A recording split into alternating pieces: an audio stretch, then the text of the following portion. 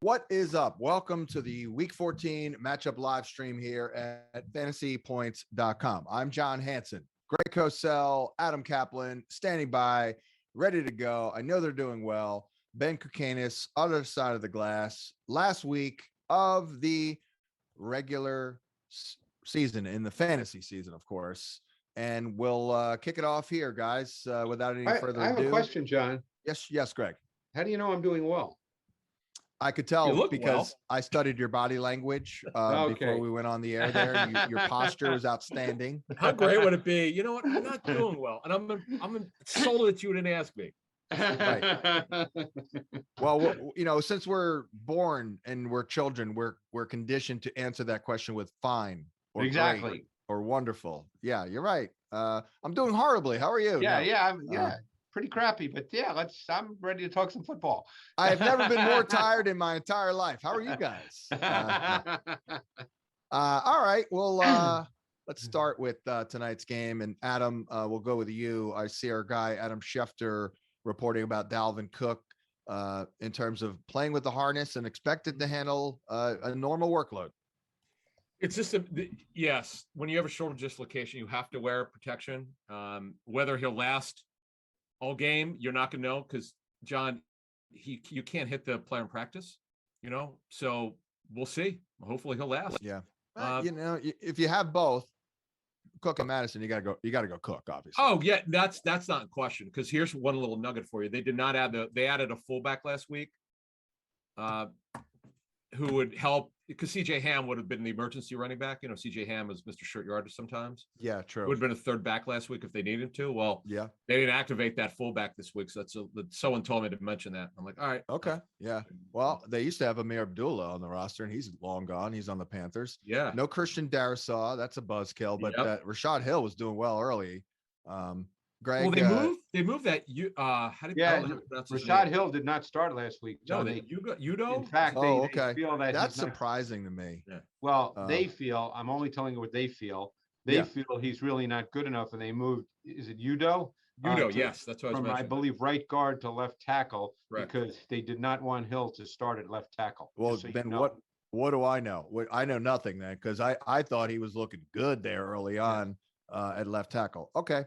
The O line's been pretty decent though overall. KJ Osborne in a big spot, Greg. Yep. Yes.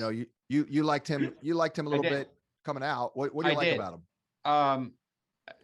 KJ Osborne started at the University of Buffalo, and he actually played opposite that big receiver they had who never quite made it. I can't remember his name, but they had a big receiver who came out of the University of Buffalo, put up huge numbers in college. And then KJ Osborne transferred to the U for his final year. And I liked his tape. I thought he could be definitely a number 3 and possibly a number 2 and could end up being a quality NFL receiver. And I think we've seen that this year. He certainly filled the role of a number 3. And Thielen's injury is what, Adam? Will he be out ankle. for a while? Or multiple weeks. Looks like a high ankle, Adam, I think. Multiple. I believe it's going to be multiple weeks. Yep. So Osborne will really step in and become the number 2 now. And the way they play offense, I think you guys would probably agree. I know, Adam, you would probably agree that they're not going to change anything about their offense. It's a schemed offense. It's obviously, I think they've made some adjustments because Justin Jefferson is clearly a superstar. But I think in terms of the overall scheme, it's not built on saying we have to throw it to this guy on a consistent basis. So Osborne will get targets. Greg, one question, just on Kirk Cousins. Yes. Because people look at their record at 5-7 and they're blaming him. I've talked to people who've looked at their tape and said he's actually been pretty solid. Well, what's your opinion of him this season? I would agree with that. I think there's a consistency to Cousins' game. I'd say it this way. I think Cousins is the kind of quarterback that needs to be protected, needs the scheme to work so he can be comfortable in the pocket. I don't think he's particularly good in muddied pockets. And I think that's where sometimes he gets in trouble. And that's where sometimes he gets in trouble in quote unquote big games, whatever that means. But that's, the tougher the opponent, he can face more muddied pockets.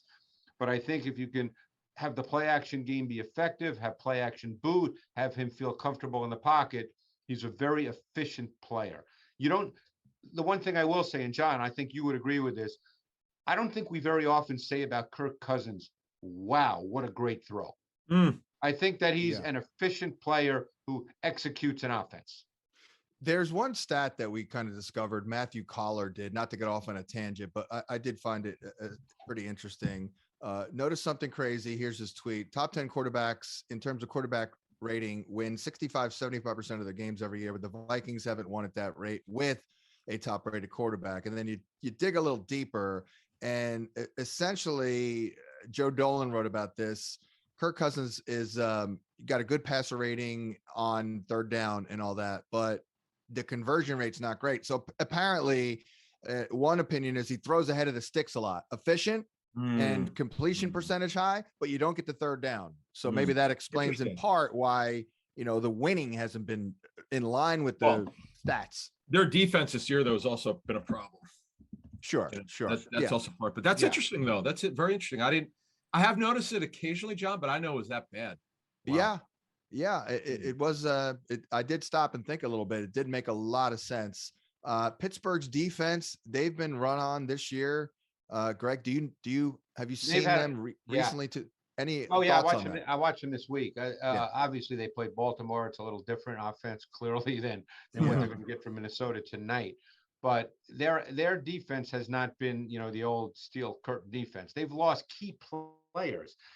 Someone like Alu is someone who, no one really knows, but he is an important piece as a run defender. Stephon Tuitt, a really good player. So they've lost pieces. Sometimes I see the names Loudermilk. I have to look up these players, and not an ego statement here, but if I have to look up a player that I've never heard of, then it's not good. Is that Kirk Loudermilk from the Vikings offensive line? Yeah, it's him. Exactly. Right. It's actually spelled differently, but so they've been playing with a lot of players that, Mondro, I think, is there. I've seen his name. Bugs kid who's out tonight too, who was he's out.